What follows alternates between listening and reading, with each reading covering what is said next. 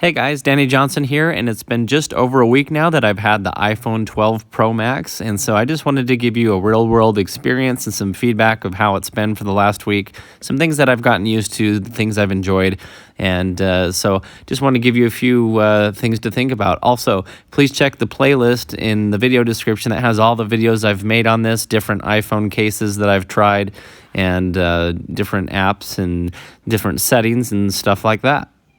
So first, let's talk about a challenge I've had in holding the phone. One of the main things I've noticed is if you try to hold it sideways and type, there really is no way to hold it without your fingers getting in the way of the massive camera area, which I love the cameras on this phone and I'm willing to deal with it. But just wanted to bring that up as that's one of the things that I've noticed over the week. So you better plan on holding it vertical for typing, which really isn't a problem because it's big enough.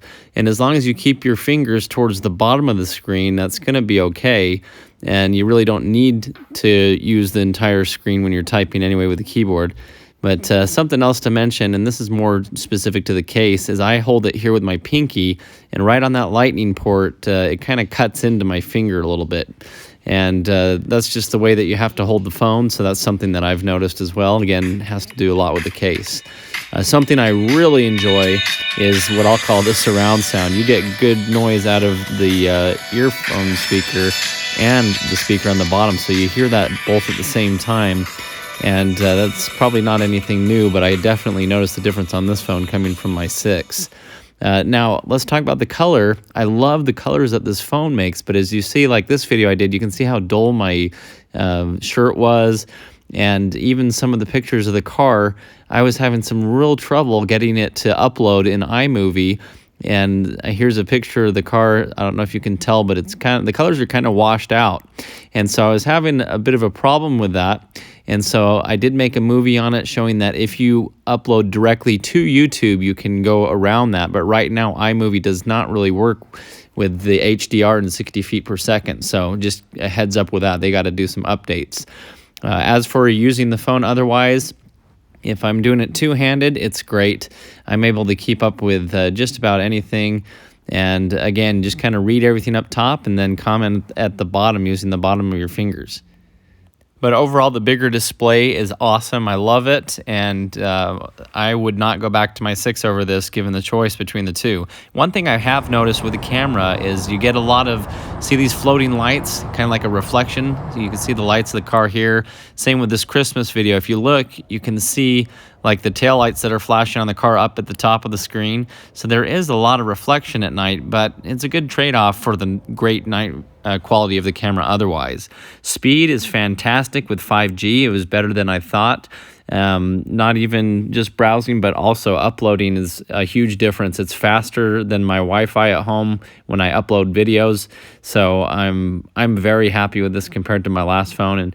And the last phone needed probably some kind of update as well. And the carrier, it was pretty slow otherwise. So, of course, I'm not comparing a brand new phone to a brand new phone. It was an iPhone 6 compared to a 12, so you'd expect it to be better, but definitely much, much faster speeds. This is kind of the size comparison difference here between the 12 and what I had, which was the 6. And so definitely a huge difference to get used to in the beginning, but as the more I use the phone, the more I enjoy it. So I'm really happy with the bigger display. It's not too big. It's just definitely bigger. It teeter-totters as you type.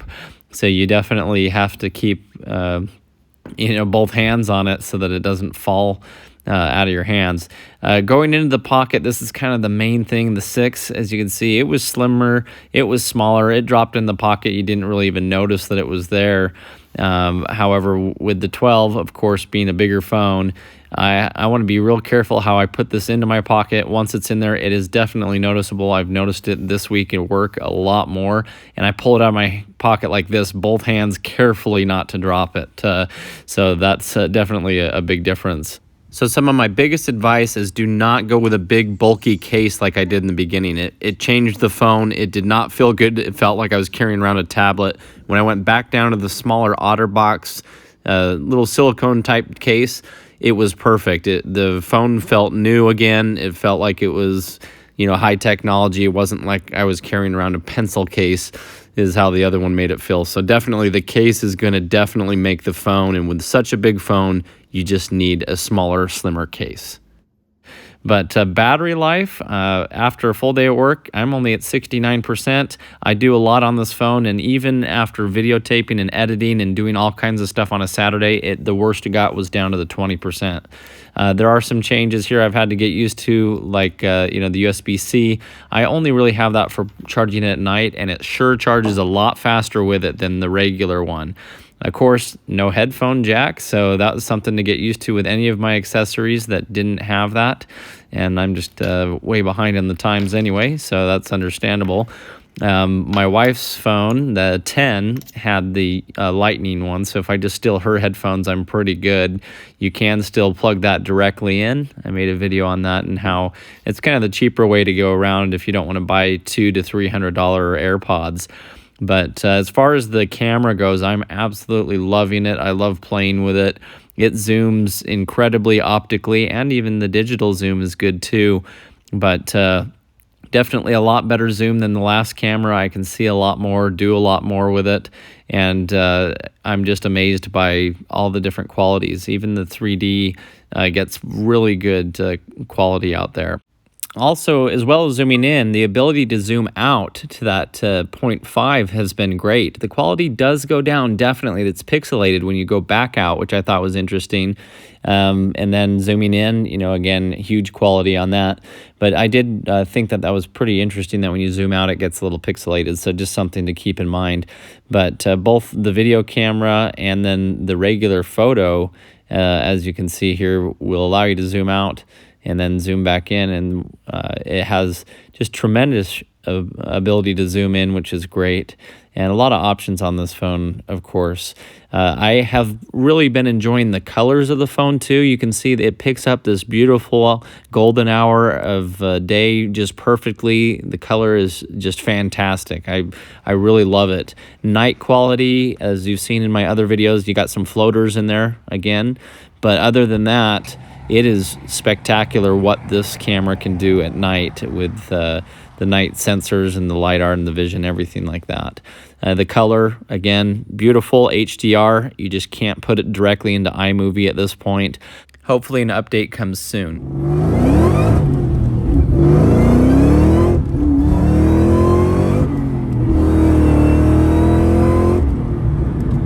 So as you can tell there, great stability and just great detail and all. I'm very, very happy with the camera, other than those floaters that kind of, here it again, is showing.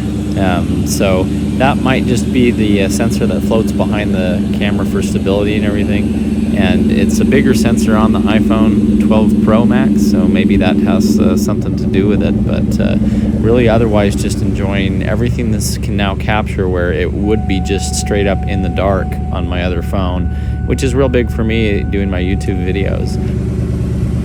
And also, as good as the back cameras are, the forward-facing camera is so much better. It's HD and just great quality that we're really enjoying. It also zooms out a little bit more, so it's not right up in your face. So selfie mode, much better. Very happy with the front-facing camera. Here was my wife driving around, and I was just videotaping from the back, and even over bumps and everything, it is definitely a whole lot smoother. Now, my wife got the 12 Pro, and she was actually disappointed with the size. It's smaller than her 10R by just a hair, and to her, she doesn't really like the camera settings as much as I do. Mine, it's showing everything I want, and the two phones are similar, so it's not like saying the 12 Pro isn't any good. They're both the same, but I like showing the yellow of my car and detail and everything. As she takes selfies and other things, she says that it casts, too much detail on every part of her face and everything, to where the other one was a little bit more smooth. But I'm just trying to get her convinced to just keep the phone and change the settings and turn down resolutions or do whatever, because it's definitely a better phone to have, but we'll see what she does. Now, not to give you a headache here, but look how fast this iPhone moves. I mean, if you're in the pictures scrolling up and down, it's so fast. It processes so much faster than the last phone that lagged and had to load the pictures. So very happy with the speed. Okay, but this phone is amazing. It can now take picture from inside and show outside at the same time without a black screen, all kinds of things. So just very, very happy with it all around. Still some little bugs to work out on operating systems, like I was saying about iMovie and all that, but it's a great phone. I'm really enjoying it. And so if you're wanting to make the jump from an older phone, I really don't think that you'll be disappointed. And according to what I've seen with my wife getting the 12 Pro, I think the bigger one is going to be better in the end. So anyway, that's my opinion. Of course, you got to fit your lifestyle. So let me know in the comments what you think, and if you have any questions that I could answer for you. Thanks for watching, and please check the playlist and subscribe if you're new. Thanks, guys.